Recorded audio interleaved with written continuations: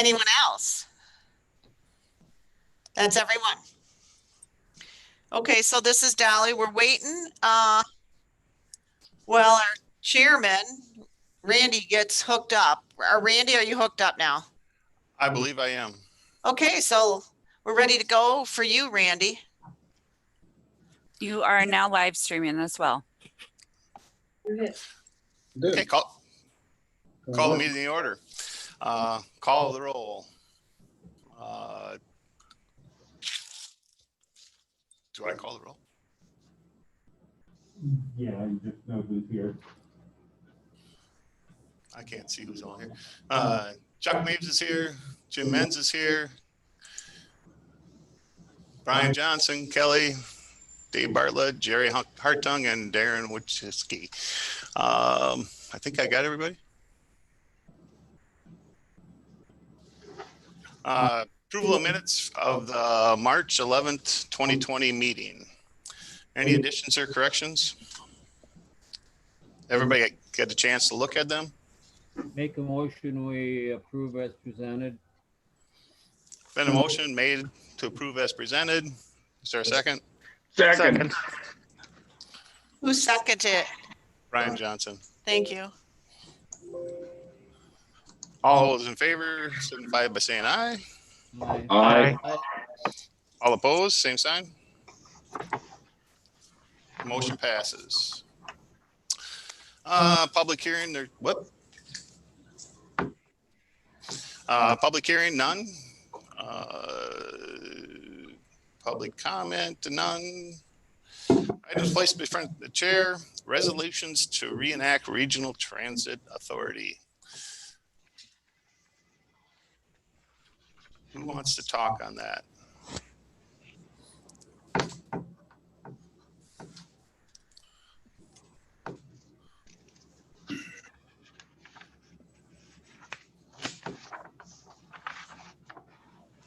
Dolly, you want to talk or? Is our chairman on? Dave? He was Dave Bartlett. Dave Bartlett? Yes. Dave Bartlett should talk to that because he's the one who requested it. Okay, Dave.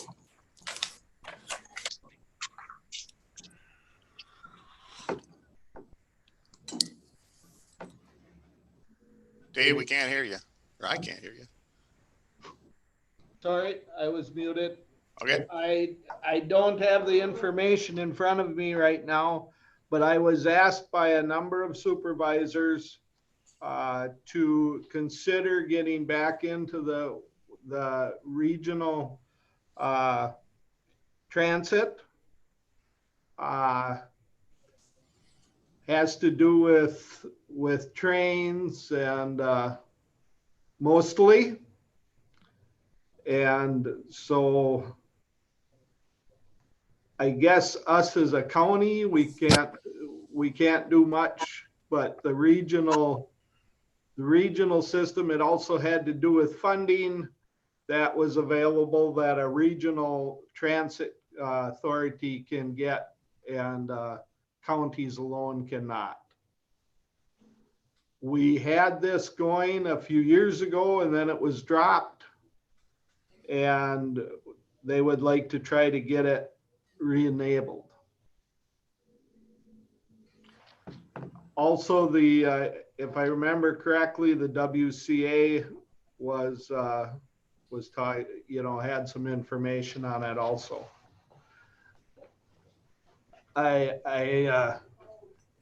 If I would have known that I was going to speak on this subject, I would have made sure I had the information in front of me. I apologize. I didn't realize I would be speaking on this today. So that, from memory, that's what I can remember. Maybe some of the Chuck, maybe you can maybe remember when we had regional the authority going before a few years ago, a number of years ago. If you've got something to add.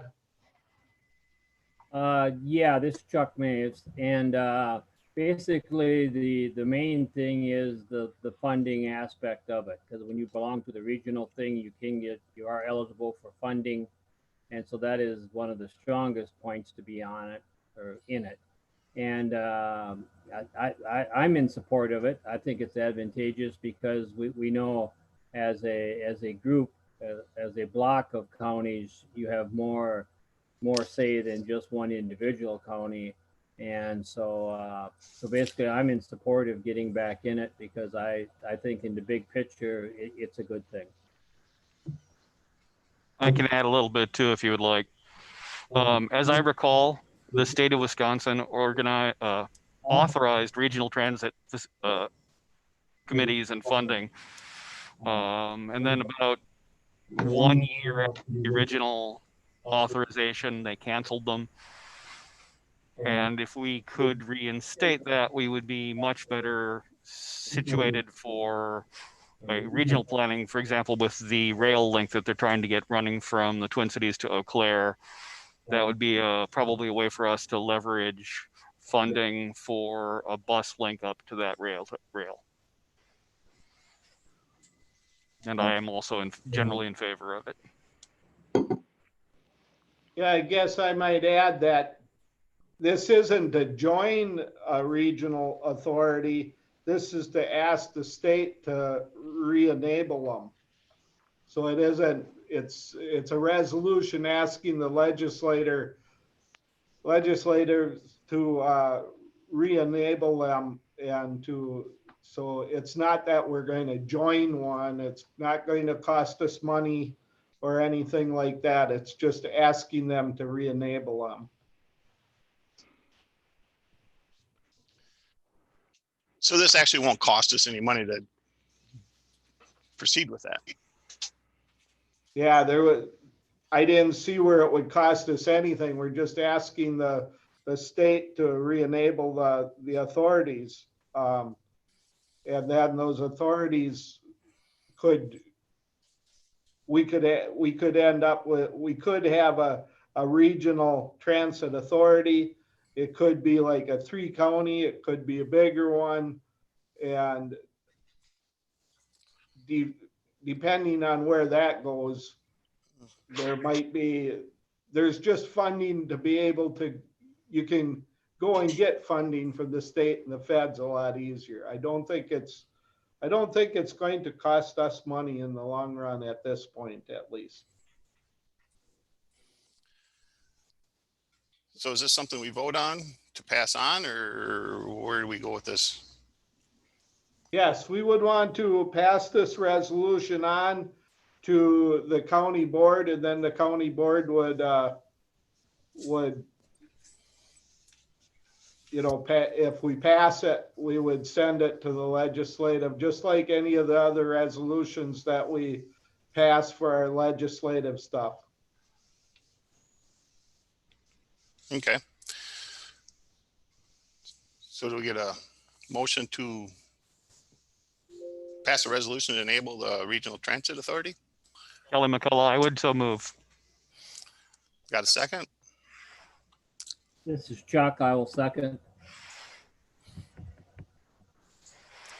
Any other discussion? Yeah, this is Darren. I know that Gary is no longer with us, but before this became an official agenda item, it sounded like Gary Staple had some overall concerns or thoughts, and I know he's not with us, but does any of the members have a general idea of his summary of his concerns?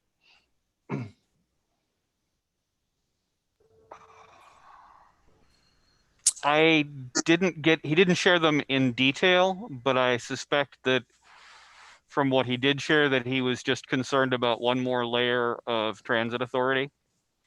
I think it was probably mostly a process, but it also might have been some regional transit authorities have some taxing power, and I believe that Gary was generally opposed to more authorities with taxing power, but that's my conjecture from what little he had to say about it when I was chatting with him. Okay, thank you for that clarification. And for the purpose of this this vote, I mean, It's just to bring forward the idea of trying to get transit authorities. There's a lot more steps and process before Dunn County would join. Okay, thank you. Any other? I could add, that is true, that a transit authority, if there was one and if we agreed to join it, they would have taxing authority. So it would, you know, it would be a decision that we would have to look at the benefits of why Dunn County would want to join one and the pros and cons of that. But this at this time is just asking the state to enable that we can have transit authorities again. All right. Anybody else? Well, proceed to vote. All in favor of the motion to enable the Regional Transit Authority to the state, signify by saying aye. Aye. All opposed, same sign. Okay, that'll pass on to the county board then. 6B, discussion of possible sale of transit bus to the neighbors. Who would like to talk about that? Is that Dolly? So I just would like to inform everyone that they are posted. There's 3 buses that are posted on Hanson Auction Group, along with a variety or quantity of public works. It's a Dunn County Public Works posting. So we have 3 buses that are posted in addition to all the public works. So I know Dave Bartlett wanted to be made aware of this, and I did send Dave a email previously when they were posted. So they're up there for purchase. If Dave or the neighbors, if you want to pass the information along to the neighbors. And my understanding, I don't remember when the sale ends. Do you? I think it's the 15th, right, John? Yes. June 15th. Okay. Is there, and maybe John knows this better from the shop, but is there one of the buses that are in decent shape that might be something the county should look at purchasing back, and then we can turn around and sell the one from the neighbors? Yeah, I can ask the mechanics on which one would be most mechanically sound for us, and then that would be the one that we could try to retain. I think that would be a wise thing to at least look at. Maybe we'd have to talk to the neighbor's chair and see if we need a special meeting or something, but we've got him here anyway. So I don't know. That's my feeling. If we can save a bunch of money and get a bus that's in considerably better shape than the one that the neighbors has now to last a year or 2 longer, that it just seems like instead of buy a brand new one for the neighbors that gets used very little. Dave, I'd like to add 2 things is talking to Dan Nelson, who would be most familiar with the mechanics of those 3 buses. And Dan Nelson would be most familiar with telling you which one would be good for you to purchase and what you would have to put into it in order to, get it in a safe working condition. There are things that we could have done at transit, but the operations budget kind of put some limits on it. And additionally, we've bought buses in the last couple of years. So the need, I believe, is not there. So I would say ask Dan Nelson. He could be really specific on what each bus needs and what it would cost. Not maybe specific, but what you would need to upgrade it. And then B, I've been told by John Swirsky that the bids now have been stable for several days, but I'm not an auction person, but my understanding is the bids increase in the last day or even the last hour. So I would say, you know, if you can talk to Dan Nelson and talk to the neighbors prior to the 15th, when maybe the bidding escalates. Yeah.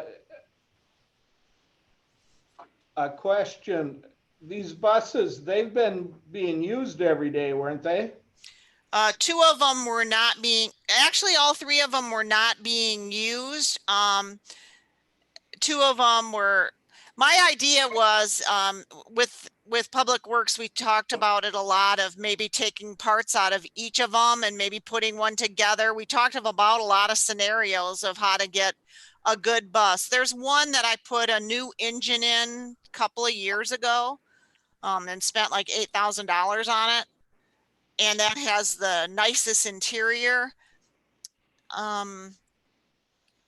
But now I don't know if that one has a bad transmission now, or it's a bad frame, or something else more major is wrong with it now. But that one has a new engine and a really very nice interior.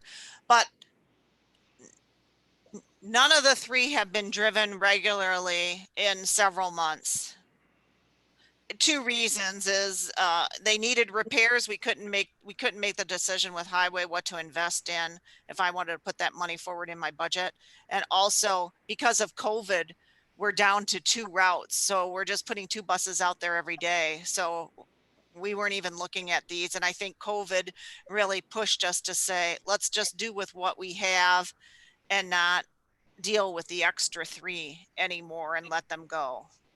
Okay, before the COVID stuff, you were using them though. Nope, we weren't. The one that had the new engine was being used, except what's that on the bottom, John? Where it's like, it's the frame or something that's makes the whole bus. There's something wrong. You're going to have to talk to Dan Nelson. Oh, we'll have John check into that. Yeah. Find out which of the 3 is good, and then you can make your decision based on what they think has to be put into it. Okay. Moving on to 7, staff reports. Take it away, Dolly, I guess. All right, staff reports. So I'm going to go with what I usually do, which is what's been going on in the last month, because I did put out a report in both April and May, but I will touch base and pull in what happened over these 3 months, just so there's kind of a summary of what's happening. So I want to say first on WisDOT, the things that have been most important happening in WisDOT in this last month have been, I submitted the quarter Q1 report after requesting a late submittal, which was granted, and I was only a couple of weeks late. So some people are months late, so it was not a big deal. However, I did this because I had a new operations supervisor and there was a lot of learning and training going on, but that is submitted and all set. The 2018 WisDOT audit that has been actively being worked on by WisDOT since several months ago will be resurfacing. So that's still active.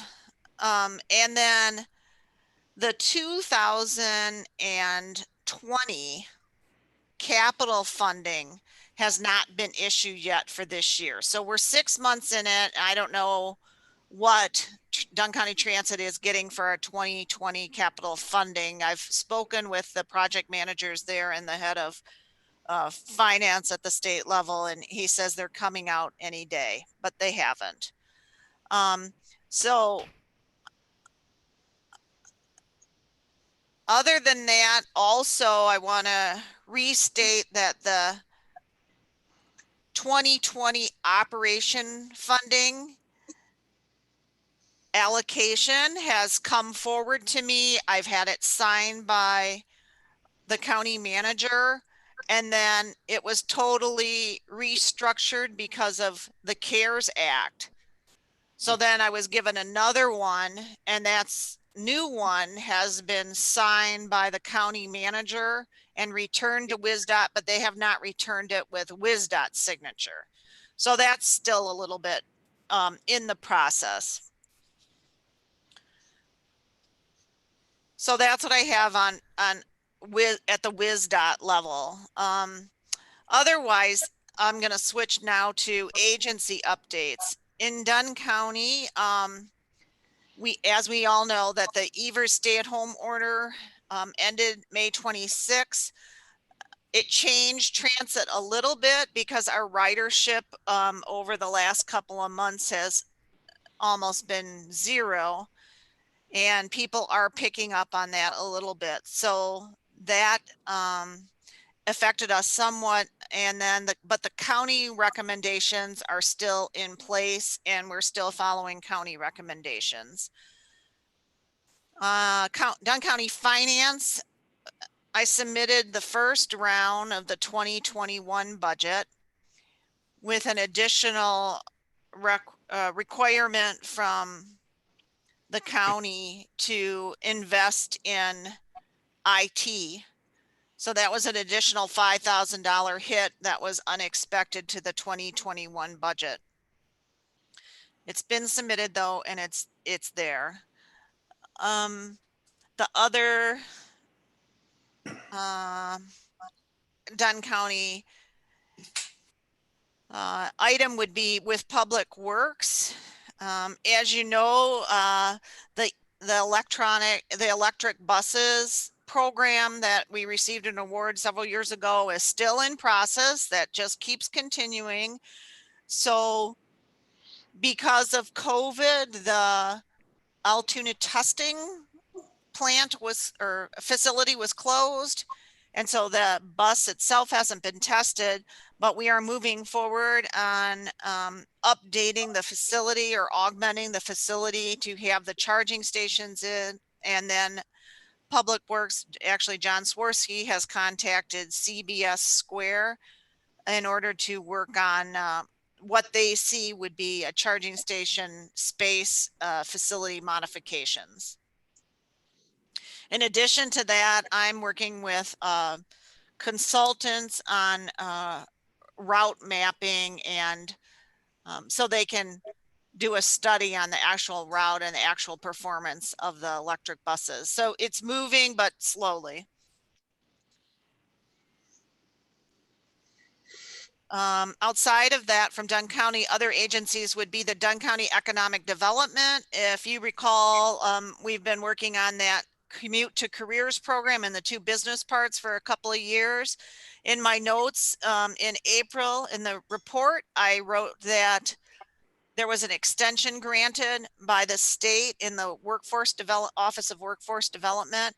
And so now that grant has been extended to December 2021. So on the state level, that's very good. On the local level, I'm not aware of what's going on too much with economic development. As we're all aware, the director was put in place as an interim director, and that interim directorship ends June 20th at the end of this month. And I have no idea whether that person is going to be offered the position or they're seeking others. There is a meeting that I will attend though on June, I believe it's the 17th, for the monthly economic development meeting. So I should learn more then. Also, Jim Anderson is the chair of that board. So he might have some special information too, but since it's just a week away, I thought I'd wait to the meeting rather than ask Jim directly. So that's what's happening with economic development. Additionally, we've been working with the city of Menominee. As you might have seen in the report, the shelters did arrive. I was able to get those continually worked on. The manufacturer was going to stop, and I worked with the state in order to extend their ability at the manufacturers to complete the shelters, because we are an essential service. So they were able to complete them, and they delivered them, and they're on county property. And the shelter project, well, the shelters are completed in there. The other step that was completed were the site designs by the city of Menominee and their on record engineer, Cedar Court, have been working on the site designs. Those are completed. Then other thing we did is as a group, everyone got together and had a meeting on installation requests and to talk about it. And the focus of the meeting, as about a week ago, was really with Stouts, University of Stouts sites. And they are requesting another legal description of the property easement that the shelters will be placed on the campus.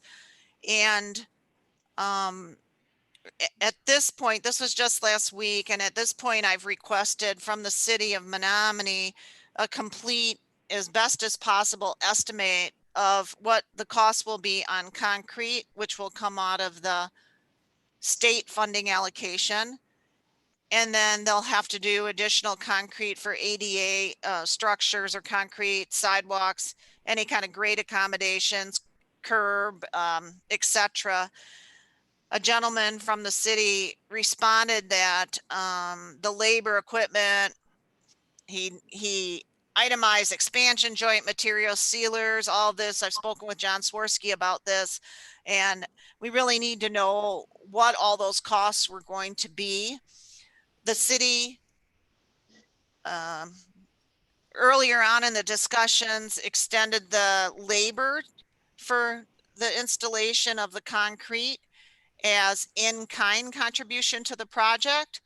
So I really need these now that the site designs are done and they can really have a handle on what needs to be done at each place. They can give us an estimate, and they said that they would have that this week. So that's where we are in the shelters. Otherwise, the county will be assembling them. John Swirsky's group will be assembling them on site and then delivering them to each individual place and dropping them in once the concrete is done. And the city said that they'd probably do two sites at a time. So we hope to have it a continuous moving installation. So that's the city. Again, with Stout, that's where we are with Stout too, with the installation. I haven't had any news yet from University of Stout, although as a in-state transit conference, a lot of the transit agencies throughout the state service universities, and there's been talk at the transit level about what universities are going to do in the fall. But I think each campus will be making those decisions, and I'm sure when Stout's ready to share that, they'll let us know what they're going to do in the fall. Otherwise, let me see. I think pretty much that's it for Stout. The other agency that's been a little bit involved is Inclusa, which is a state healthcare agency where a lot of our riders that are disabled are approved and given transportation dollars. They put out a email early in COVID in the shelter at home that they were going to have COVID relief. And I got pretty excited. And then it turned out to be that they based it on a period of time in 2019. And we had so much money that we received from this organization during that period of time. And so I applied for that amount of money, and it wasn't received because it was only, ours was negligible, several $1,000s, but they were looking for, if you were under, I think it was something like $20,000. It was something really high. You weren't part of the program, but they did land up giving some money to the county as a group, because inclusive also helps the neighbors, human services. They work with a lot of different agencies and in the county. So they gave us a group reimbursement, which was maybe like $2,000, and transit got $14. So whatever, that was kind of a bust. They're one of the largest agencies in the state providing medical support. So it was interesting that they couldn't do more, but I think everybody's scrapped during COVID times. So those are my agencies report. Next on the agenda, I have bus fleet. So we've talked about the disposal of the buses. Other than that, I've purchased additional components for our buses that we are in need of, like bike racks, destination signs, some rim covers, things like that. And we're just really trying to get them all beefed up for the fall, when the students are hopefully back on campus, and making sure that everything has all the equipment needed to go forward. As you recall, when I purchased these buses, we were only getting what they've allocated in the state bids, and they also they need a lot of extra equipment. So I bought those. It's cheaper for me to buy it directly from the source as operations rather than buying it as equipment on the vehicles when purchased.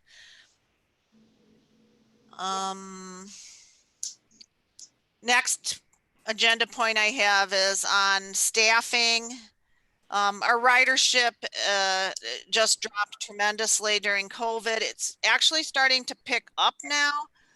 So that's good news in doorstop, not so much in the community, but it is in our disabled ADA. Some of the different, there's different agencies in town that support the handicapped, disabled, and elderly population that have opened. So people are going back and forth in those places. We do a lot of rides to the senior center. They're not open yet.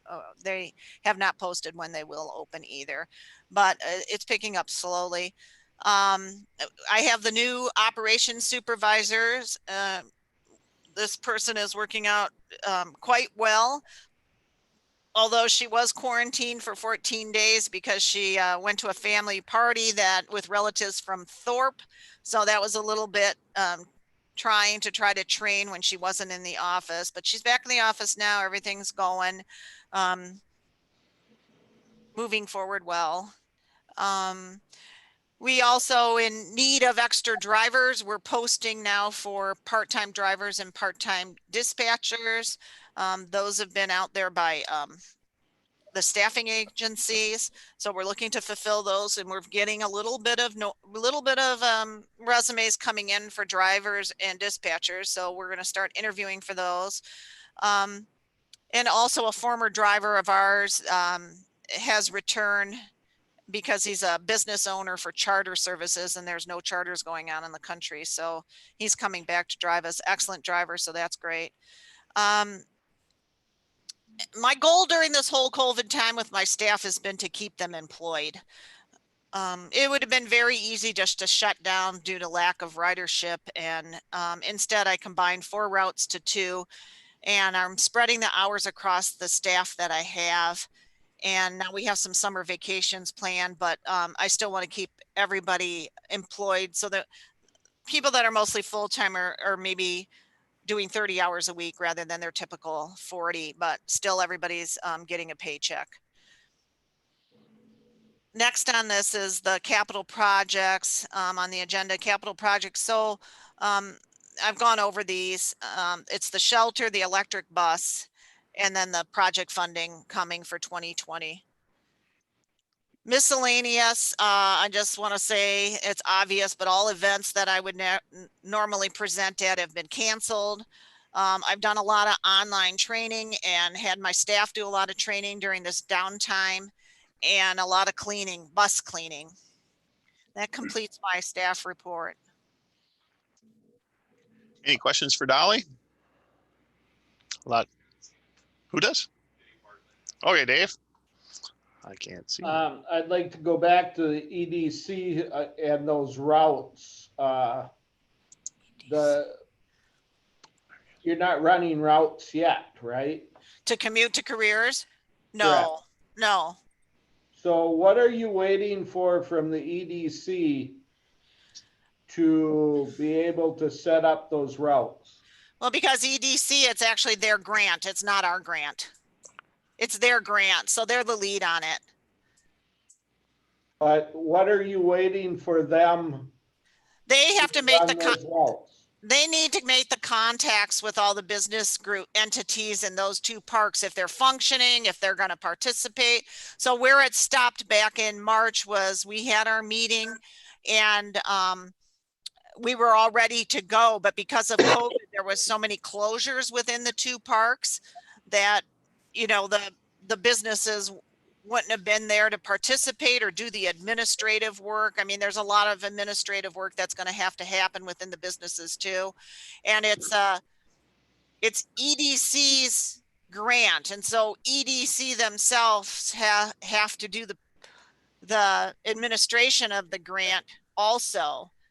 And so at this point, there's an office manager who does the work, but the person who's been the interim manager, I've you know, sent an email out when he first started, but there hasn't been a lot of communication, and I've spoken to the office, and everything seems to be kind of quiet from EDC and the Commute to Careers program. Okay, but So if what the- I'm wait- if so the I'm- routes were about ready to run. Pardon back in me? March, if Say you that- were about ready to start back in March before the COVID-19 stuff, and it's transit that needs ridership, couldn't you contact those businesses and set up the routes and let EDC administer the money for the grant? But So I would think that I don't think you're going to get a director in EDC very soon. There's a lot of questions about what's going to happen there. So I think if you're going to do it, I think you're going to have to go ahead and set it up yourself.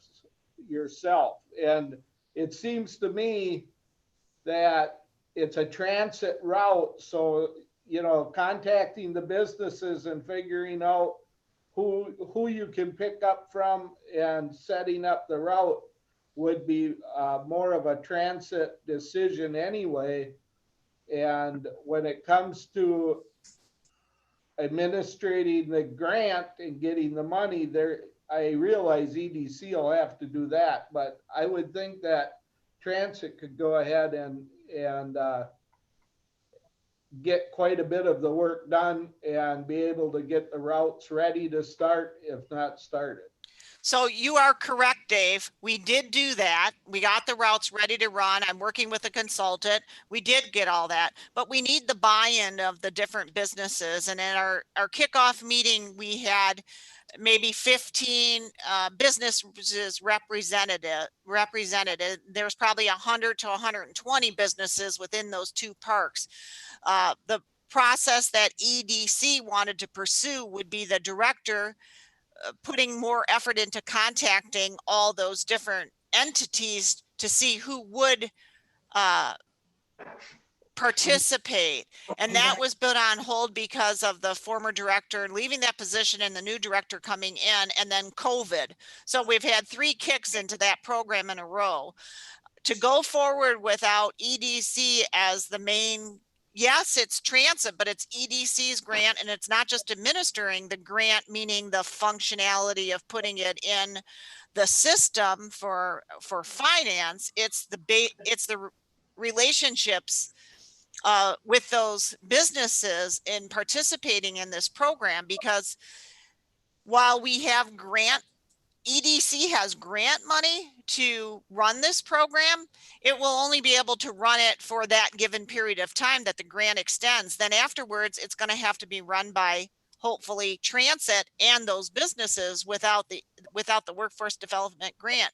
And if we don't get buy-in from the businesses in the two parks, we can run it for while the grant's active, and then it could just fall apart if we don't have active participation. So to move forward and say it's a transit project, it's the goal of the grant out of workforce is to get people to jobs.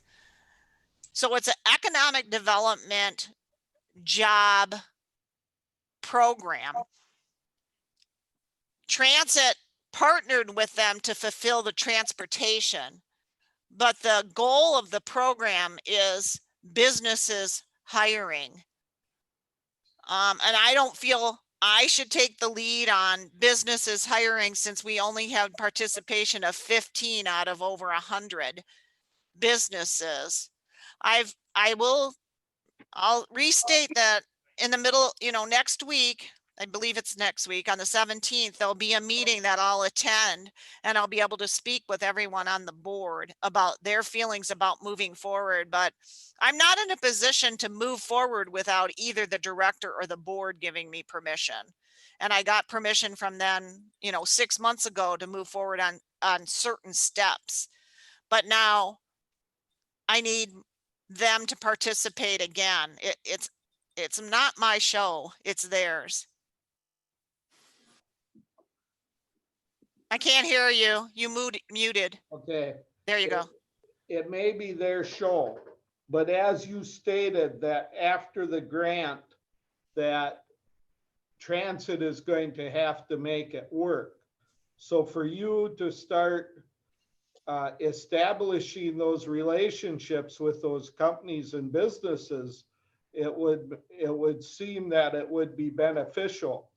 And at this point, without having an EDC director, and I don't know that there's going to be one in the near future, so it just seems like to move ahead with the project, somebody's going to have to either move ahead with it or it's not going to be done. It seems to me in the long run, transit is the one that's going to benefit from it by getting more ridership. We've spoken a lot, and a lot of people have spoken about that 90-some% of your ridership is Stout students. Well, here's an opportunity to increase your ridership that isn't Stout students, and it just seems to me that it would be beneficial. So I agree that you would consider moving ahead after you have your meeting with the board, and consider offering that you could move ahead without an EDC director if they could still administer the grant.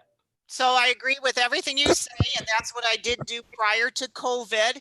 And I worked with board members on EDC. So if not the director, that I do need board members. There has to be representation from EDC. And prior to it, I had a lot of support from other EDC board members, and there were about three different board members that worked together to push the project forward. If I can get some of those people again this next week to push forward with me, I will. But I've continually over these last months, even during COVID, worked with the consultant. So I haven't stopped working on the transit part. I haven't stopped working with the consultant or with other efficiencies that I see in our technology that I'll need to use this program. I also will need more bus drivers and more buses to pull it off. So all of those things I am working on the transit side, but I still need, if not the director, I need EDC board members to participate. Oh, hopefully that works out. Yeah, I'll let you know. We'll have this meeting next week and I'll see what happens. I'll let you know.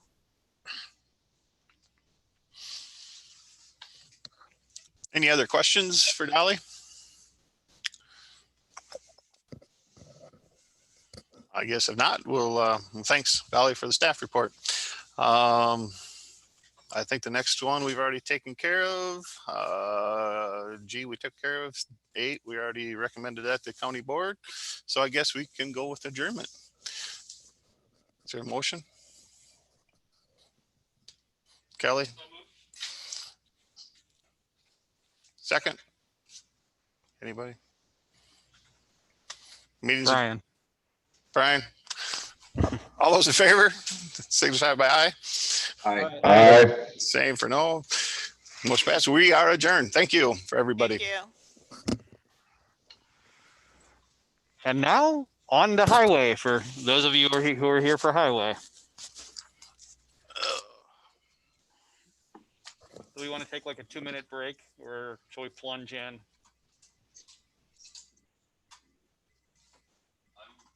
Okay, let's go. Perfect. All right. Okay, I do not appear to be muted, so I call this meeting to order.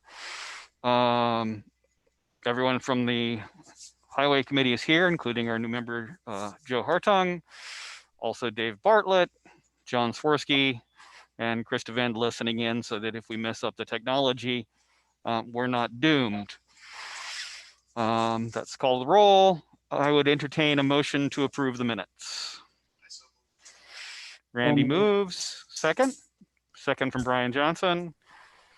Any comments or corrections? Hearing none. All those in favor? Aye. Aye. Aye. Any opposed? Motion passes. Items placed at the request of the chair. None.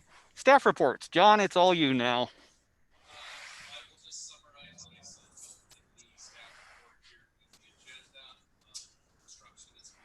John, your headset's not Can't working. hear him.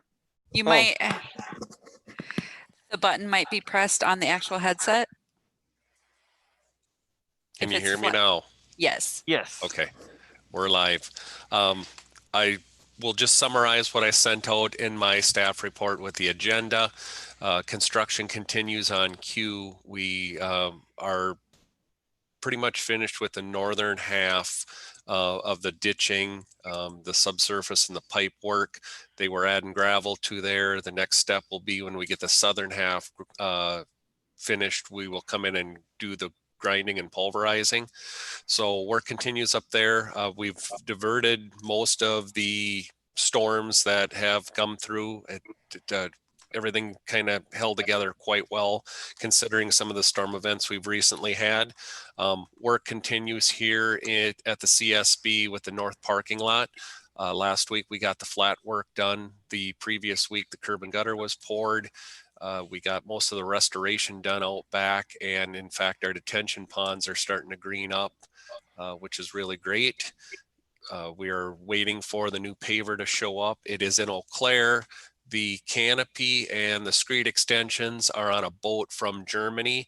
They are scheduled to arrive this week. So we should have our new paver here shortly. We're going to test fire that out on County E, north of 1229 to either the intersection in Rusk or just beyond there, a couple hundred feet to the tracks. That'll give the guys a feel for what the new paver is all about before we start trying to do some intricate work here, finagling around that curb and gutter out back. Earlier this week, they started the new entrance to align with the frontage road in front of the neighbors. We're going to tie that into the west side of the existing parking lot. And then when we get everything wrapped up and figure out where we are financially, that'll determine whether we're going to go ahead with reconstruction of the south parking lot, the larger parking lot here out at the CSB. Most of the state maintenance is going on as usual, lots of patching going on. 25 is scheduled to start here in probably the next month to month and a half. 1229 from the intersection at B by Value Implement out to the interstate at 29 and at the 52 interchange. That's scheduled for a mill and fill and some pipe work, and that's supposed to start here in late July or August also. So that'll take two big problems off our list where we receive calls on, at least on the state sections, where we have problems there. Mowing started here in the last week or so, and that's been going good. Stuff is really greening up. We've been watching for the wild parsnip and getting that sprayed between our crews and Forest Control, kind of been taking care of that. Otherwise, it's just been our normal county maintenance, trying to keep up with the rainstorms and the washouts and repairing the guardrail that's been hit on the interstate and a little bit on the county system. Shop operations, everything has been actually going good. We're still at full staff in the shop, and as the new guys get acclimated with what's going on there, stuff has been coming in and out, and we're starting to catch up on the truck maintenance, kind of where we want to be. We are still waiting for the boxes with the COVID crisis. Both of the box builders, Bebo and Brandon, both are Canadian truck equipment builders, were shut down with the COVID crisis. So we do have 8 chassis down at Universal Truck in Centerville waiting for boxes. They have told me don't look for those trucks before late August or mid-September. So Mid-States International told me just keep running the quads because we need trucks, obviously. And without the new trucks, really nothing that anybody can do about it.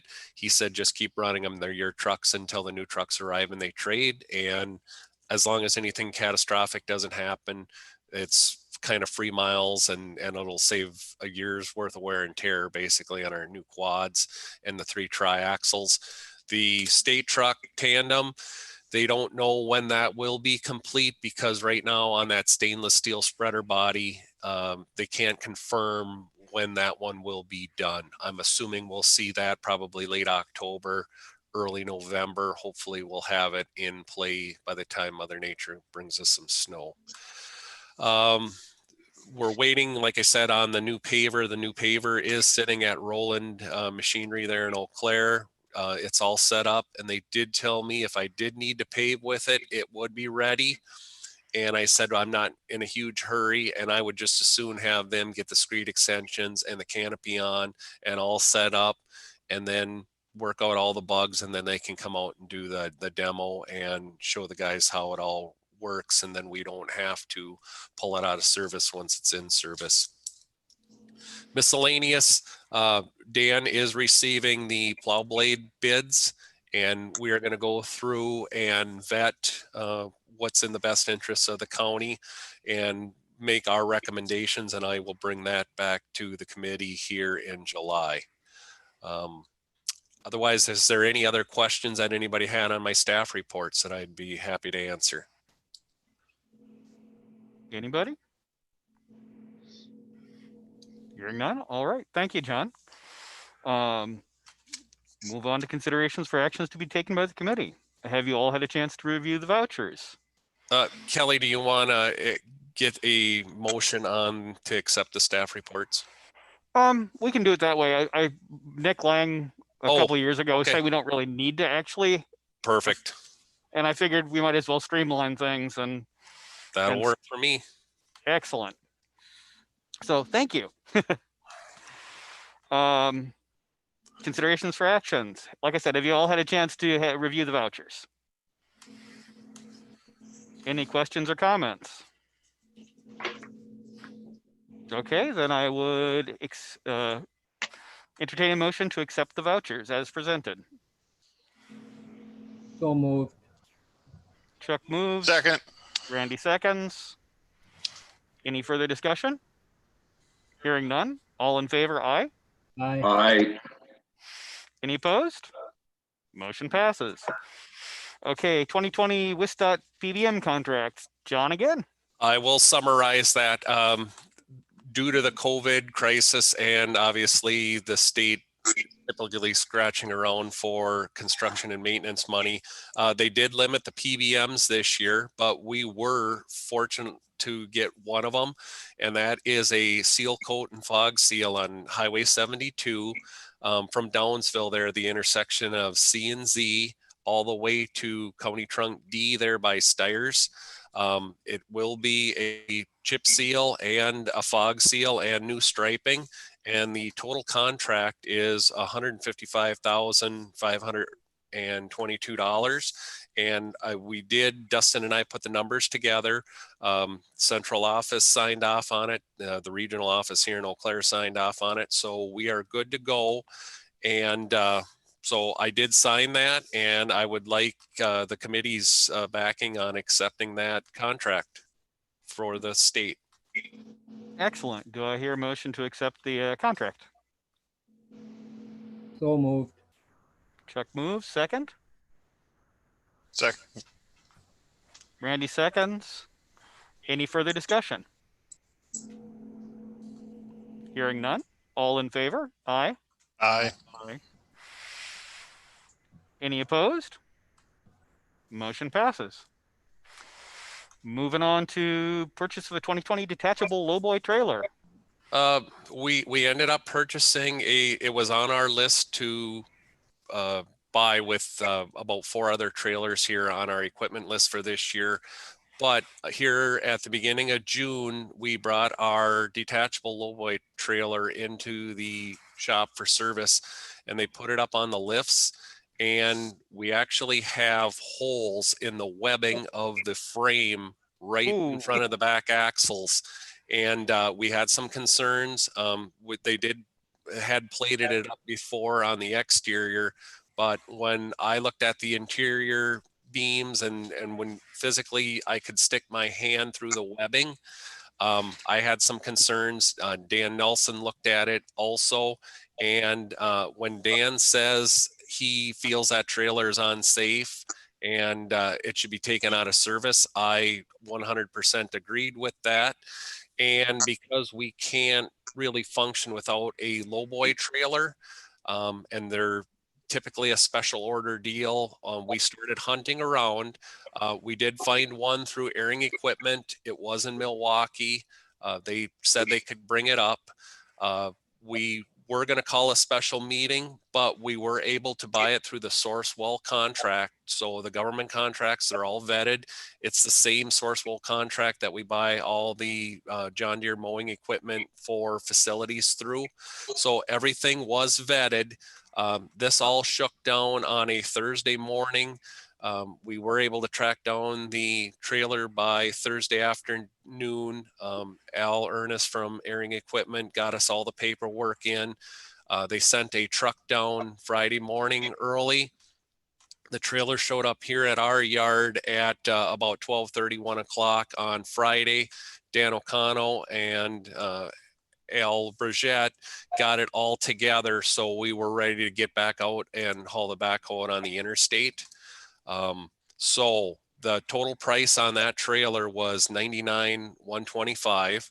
I would like the committee's backing on that to go through with the total purchase of the trailer. Otherwise, we'd have to figure out some sort of rental agreement. So the other trailer will go on auction as is. It would just, it's too costly to, it would be a matter of taking the deck off, flipping it upside down to do it right, cutting out all the webbing, cutting new plates, welding it back in.